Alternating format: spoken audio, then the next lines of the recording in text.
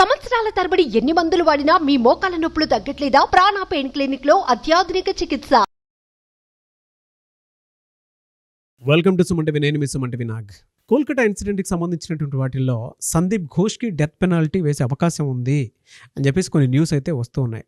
But అతనికి జరగాల్సిందే. And ఇంకొకటి ఏంటంటే, ఇంత క్రిమినల్గా వాళ్ళు ఆలోచించి ఈ విధంగా చేస్తారా అనుకున్నటువంటి ఆలోచనని ఈవెన్ సిబిఐ వాళ్ళు కూడా వ్యక్తపరిచినట్లు తెలుస్తూ ఉంది. అంటే ఒక్కొక్క మనిషి ఎంత క్రూరంగా ఆలోచించి సాక్ష్యాలు లేకుండా, సాక్ష్యాలు కనిపించకుండా అభిజిత్ మండల్తో కలిసి ఈ విధంగా చేస్తారా అనేటువంటి విషయాన్ని వ్యక్తపరుస్తూ ఉంటే నిజంగా చాలామందికి ఇంత జరిగిందా, ఒక కేసులో ఇన్ని రకాలైనటువంటి కోణాలు ఉన్నాయనేటువంటి విషయం మనకి తెలియక మానదు, ఆశ్చర్యకరానికి గురి చేయక మానదనమాట. సో ఈ రోజు వరకు కనుక మనం చూసేటువంటి అప్డేట్స్ కనుక చూస్తే నిజంగా దేశం మొత్తం చూస్తున్నటువంటి ఈ కేసులో ఈ రోజు వరకు కూడా సత్వర న్యాయం కోసం మాతో పాటు ఉన్నటువంటి ప్రతి ఆడియన్కి స్పెషల్ థ్యాంక్స్. అయితే ఈ రోజు వరకు ఉన్నటువంటి అప్డేట్స్ ప్రకారం ఏం జరిగింది ఏంటి అనేది మనతో పాటు హైకోర్టు అడ్వకేట్ రవీంద్రనాథ్ గారు ఉన్నారు. వారి మాట్లాడి తెలుసుకుందాం. Hello sir. హాయ్ అండి నాగరాజ్ గారు. సిబిఐలో జరిగినటువంటి విచారణ కనుక మనం చూస్తే అండి, ఒక్కొక్క విషయం మీరు నేను స్టడీ చేసేటప్పుడు అరే ఇన్ని జరిగే ఏంటి అంటే, ఒక కేసులో ఇన్ని కోణాలా అని చెప్పేసి మనకి సినిమాని తలపించినటువంటి, అంటే దానికి మించి కూడా ఉంది అని చెప్పడంలో ఏమాత్రం సందేహం లేదు.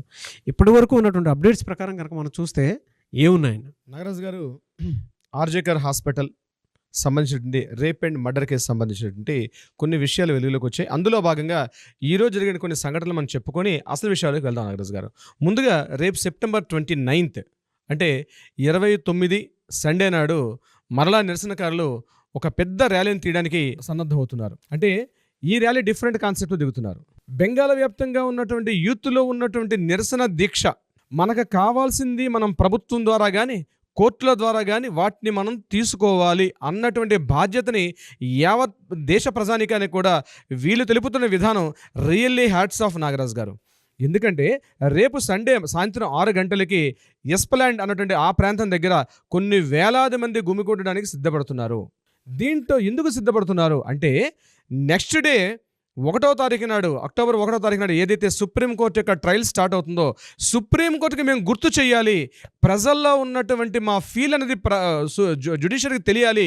ప్రజలు ఇప్పుడు ప్రభుత్వాధినేతలు ఫెయిల్ అయ్యారు, మేము ఎన్నుకున్నటువంటి నాయకులే మమ్మల్ని పూర్తి బద్ధశత్రులుగా ఉండి ఇంతటి అరాచకాలకి, ఇంతటి అక్రమాలకి పాల్పడుతున్నారు. కాబట్టి వాళ్ళు ఎందుకు అన్ఫిట్, కాబట్టి మా నిరసన, మా మనసుల్లో ఉన్నటువంటి మా ఆగ్రహ జ్వాలలు వాళ్ళకి తెలియాలి, అంటే కోర్టుకి తెలియాలి, జ్యుడిషియరీకి తెలియాలి. కాబట్టి మేము ఈ నిరసన చేపడుతున్నాం అని చెప్పి వేలాదిగా రేపు సాయంత్రం 6 గంటలకి ఎస్ప్లాండ్ అనేటువంటి ఆ ప్రాంతం దగ్గర గుమిగూడడానికి సిద్ధపడుతున్నారు. ఈ ప్రాంతం ఆల్రెడీ మొన్న రీసెంట్గా మనోజ్ కుమార్ వర్మ గారు ఇక్కడ నిషేధాజ్ఞలు ఇచ్చారు. అయినప్పటికీ కూడా మాకు ఆ నిషేధాజ్ఞలు ఏం వర్తించవు, మా యొక్క నిరసన మేము శాంతియుతంగా తెలుపుతున్నాం, మమ్మల్ని మీరు అడ్డగించకండి అని చెప్తూ రేపు సెప్టెంబర్ 29 సాయంత్రం 6 గంటలకి వీళ్ళు, మేము ఒక్కరే కాదు మాతో పాటు యావత్ ప్రజలందరూ కూడా వాలంటీర్గానండి, కేవలం మేము వైద్య విద్యార్థులుగా మేము చేయాల్సింది మేము చేస్తాం. కానీ ఇందులో ప్రజలు స్వచ్ఛందంగా ఎక్కడెక్కడున్న వాళ్ళు అక్కడెక్కడే లైట్లు వేసి సాయంత్రం క్యాండిల్ లైట్స్ వెలిగిస్తూ justice Abhaya, Abhaya for justice ఏకైక నినాదం, మనందరికీ ఏకైక నినాదం కావాలి. ఏదైతే అమ్మాయి చనిపోయిందో ఆ అమ్మాయికి న్యాయం జరగాలి, ఎవరైతే ఇందులో ఉన్నటువంటి కల్పిట్స్ కావచ్చు, ఎక్యూజ్డ్ కావచ్చు వీళ్ళందరికీ సరైనటువంటి శిక్ష జరగాలి, శిక్ష పడాలి అన్నటువంటి ఏకైక నినాదంతో మేమందరం చేస్తున్నాం. ప్రజలందరూ కూడా దీనికి మద్దతు తెలపాలని ఒక సెంటెన్స్గా వాళ్ళు చెప్పడం జరిగింది. బహుశా రేపు సాయంత్రం జరగబోయే 6 గంటలకి ఈ నిరసన మాత్రం డెఫినెట్గా ఒక రిమార్కబుల్ అవుతుంది. ఎంటైర్ బెంగాల్ హిస్టరీలో రేపు జరగబోయే ఒక మార్చ్ ఏదైతే ఉంటుందో, it's not a March, it's ఒక నిరసన, డెఫినెట్గా ఒక రిమార్క్ అయ్యే అవకాశం అయితే ఉంటుంది నాగరాజ్ గారు. ముఖ్యంగా దీన్ని జ్యుడిషియరీకి గుర్తు చేయడానికి మేము చేస్తున్నాం. ఆ సెంటెన్స్ వాళ్ళు వాడారు చూడండి, మేము న్యాయ వ్యవస్థ ఏదైతే నెక్స్ట్ డే 1వ తారీఖు నాడు అక్టోబర్ 1 ఏదైతే జస్టిస్కి వెళ్తున్నారో మా నిరసన గుర్తుపెట్టుకోవాలి, మా ఆగ్రహాన్ని గుర్తుపెట్టుకోవాలి, మా ఆవేశాన్ని గుర్తుంచుకోండి అని చెప్పి ఒక నిరసన తలపెట్టే వ్యవస్థను చేయబోతున్నారు సెప్టెంబర్ 29 నాడు ఈ నిరసనకారులు. ఇది ప్రధానంగా ఇంపార్టెంట్. రెండవది, ఒక వినూత్న సంఘటన జరిగింది. ఆ సంఘటన ఎక్కడంటే, కాలేజ్ ఆఫ్ మెడిసిన్ మరియు సాగర్ దత్తా హాస్పిటల్లో ఒక 30 ఏళ్ళ అమ్మాయి కొన్ని అనివార్య కారణాల వల్ల హాస్పిటల్లో అడ్మిట్ అయింది. ఆ అమ్మాయికి ఫీవర్ ఉంది, హైయెస్ట్ టెంపరేచర్ ఫీవర్ ఉంది, లూజ్ మోషన్స్ అవుతున్నటువంటి కారణంతో హాస్పిటల్లో అమ్మాయి అడ్మిట్ అయింది. అడ్మిట్ అయిన 2.5 hours తర్వాత ఆ అమ్మాయి చనిపోయింది.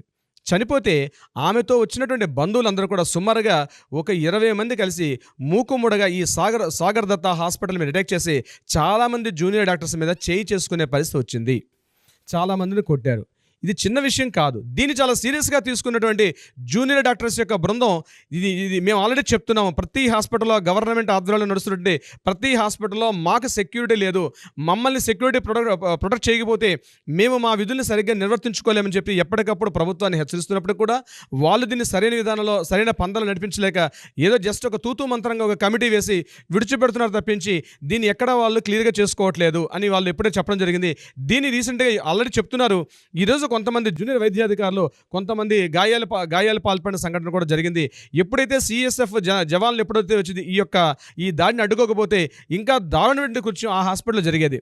సో దీన్ని ఇమీడియట్గా మమతా బెనర్జీ ప్రభుత్వానికి వాళ్ళు చెప్తూ ఇటువంటి దుశ్చర్యగా ఇంకో సందర్భంలో జరగలిగితే మేము డెఫినెట్గా మొత్తం రాష్ట్ర వ్యాప్తంగా ర్యాలీని నిర్వహిస్తాము.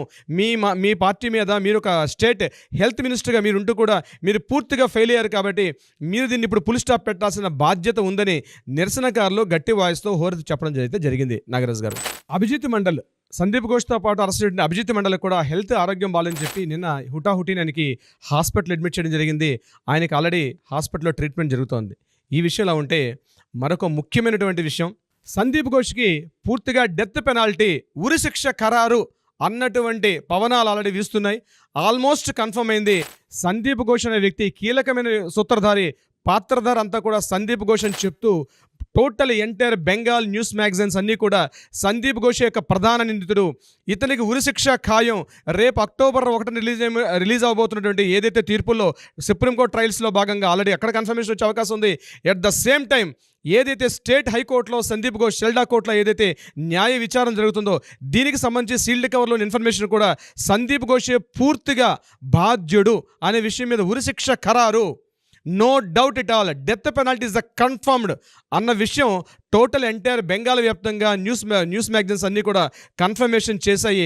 ఆల్రెడీ మనకు కావాల్సిన జ్యుడిషియరీ ఇవ్వాల్సిన జడ్జిమెంట్ కన్నాను బిఫోర్ జడ్జిమెంట్ వచ్చినట్టుగా రేపు చాలామంది ఈ నిరసనలో భాగంగా చాలామంది కొవ్వొత్తులు క్యాండిల్ వెలిగించి పూర్తిగా ఒక దుర్మార్గుడు చనిపోతాడు, ఒక మహిషాసుర మర్దిని, దుర్గా నవరాత్రుల్లో భాగంగా మహిషాసుర మర్దిని సంహారం ఏది జరిగిందో అలాంటి రాక్షసుడిని ఈ దుర్గామాత అవతారమైనటువంటి అభయ పూర్తిగా సంహరించింది అన్నటువంటి ఒక ప్యానిక్ సిచ్యువేషన్లోకి ఎంటైర్ వెస్ట్ బెంగాల్ వ్యాప్తంగా ముందే సంబరాలు జరుపుకునే పరిస్థితి వచ్చింది.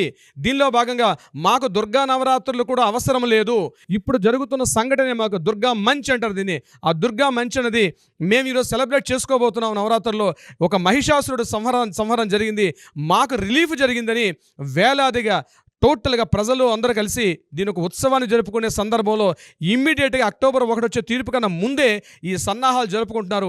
సో ఇదంతా చూస్తుంటే మనకు తెలిసిన విషయం ఏంటంటే సందీప్ ఘోష్కి ఉరిశిక్ష ఖరారు అన్నది బహుశా 100కి 99.999 కన్ఫర్మేషన్ వచ్చింది.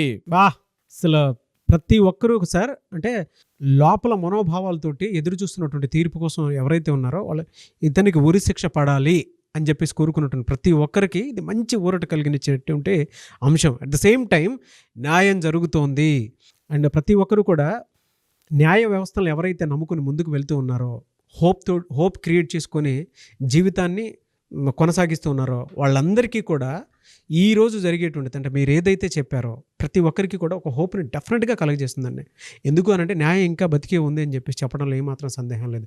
మేరా భారత్ మహాన్ అని చెప్పేసి చెప్తూ ఉంటారు కదా. ఎక్సలెంట్. ఇది గనక ఇది జరిగిన తర్వాత సార్ ప్రతి ఒక్కరు కింద కామెంట్ బాక్స్లో అయినా సరే అండి రేపటి రోజున చరిత్రకు నాంది మన భారతదేశంలో ఇలాంటివి జరిగితే డెఫినెట్గా అంటే ప్రపంచ దేశాల గురించి కొన్ని దేశాల గురించి మనం మాట్లాడుకుంటూ ఉంటాం.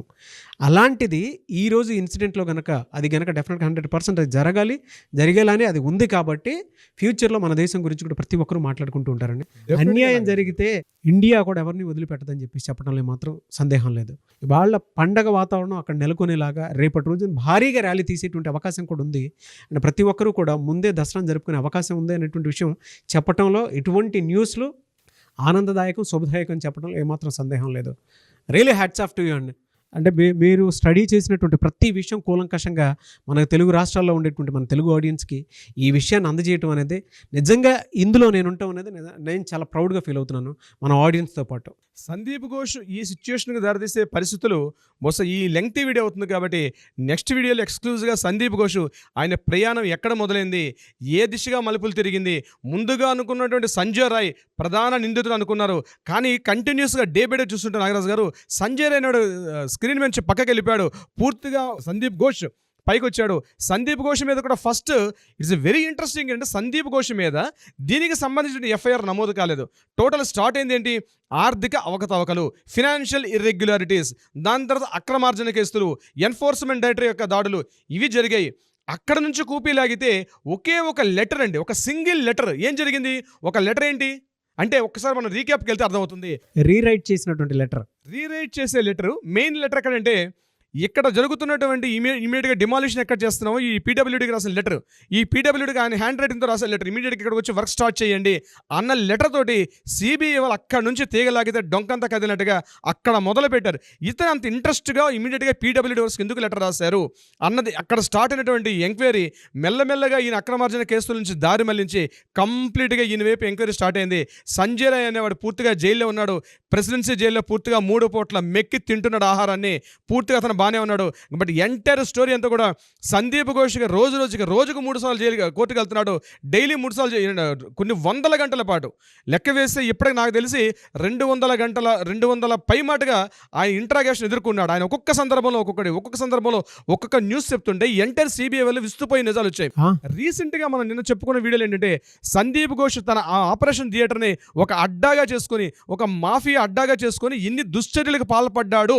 అక్కడ అభయ ఏ రకంగా ఇన్ఫర్మేషన్ అంటే చిన్నది మనకి రిపబ్లిక్ టీవీలో వచ్చేట్టు ఒక చిన్న ఇన్ఫర్మేషన్ తోటి మనం ముందుకెళ్ళాం నాగరాజు గారు. సో యాక్చువల్గా మనకి హైలైట్ చేసింది అక్కడ అనమాట. ఏం జరిగింది అక్కడ, ఎక్కడైతే అభయ అనే అమ్మాయి కంప్లీట్గా ఆ ప్రాంతానికి వెళ్ళింది, ఆ జరుగుతున్నటువంటి వ్యవస్థను మొత్తం కూడా వీడియో క్యాప్చర్ చేసింది, ఈ వీడియోని ఇవ్వమని చెప్పి తను ప్రెజెంట్ చేశాడు. ఇమీడియట్గా ప్రసూన్ చటర్జీ ఈ మీద ఫిజికల్ హెరాస్మెంట్ చేశాడు అన్న విషయం అక్కడ ఆగింది. సో ఇప్పుడు ఈ కేసులో ఎవరెవరైనా ముక్కుముడిగా పార్టిసిపేట్ చేశారా, ఎవరో ప్లాన్ ప్రకారం అభయ మీద దాడి జరిగింది, ఏ రకంగా జరిగింది, విత్ టైమింగ్స్తో సహా టైం లైన్తో సహా ఏ రకంగా ఎంతమంది ప్రణాళికలు వేశారు.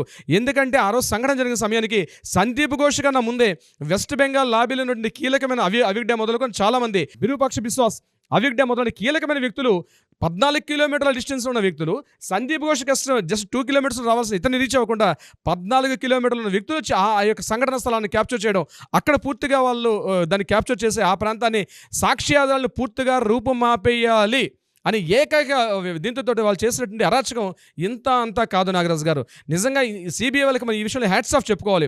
ప్రజలు ఉవ్వెత్తున ఎగుస్తుంది, సిబిఐ ఇంట్రాగేషన్ దర్యాప్తు సంస్థ సరైన దిశలో చేయట్లేదు, సిబిఐ ముత్తుకుంటున్నారు, లేదు ఇక్కడ సాక్ష్యాధారాలు తారుమారైపోయి మొత్తం ట్యాంపరింగ్ జరిగింది, మాకు హ్యాండ్ ఓవర్ చేసేసరికి 4 days అయిపోయింది, అప్పుడే సార్ సిబిఐ వాళ్ళ ఇంట్రాగేషన్ బయటపడేది. అన్ని సాక్ష్యాలు అంటే సిబిఐ ఎందుకు, లోకల్ పోలీసులు చేస్తారు. ఇంట్రాగేషన్ చేసేట వాళ్ళకి ఇన్వెస్టిగేషన్ చేసేసరికి ఆధారాలు లేవు, ఎటువంటి ఎవిడెన్స్ లేవు. మనం ఫస్టే చెప్పాం, ఆ లేడీ సిబిఐ ఆఫీసర్ ఒక లేడీ వచ్చారని చెప్పి, షీఈస్ ద పర్ఫెక్ట్ వర్కింగ్ చేస్తుంది ఆవిడ మరోసారి ప్రూవ్ చేసుకున్నారు.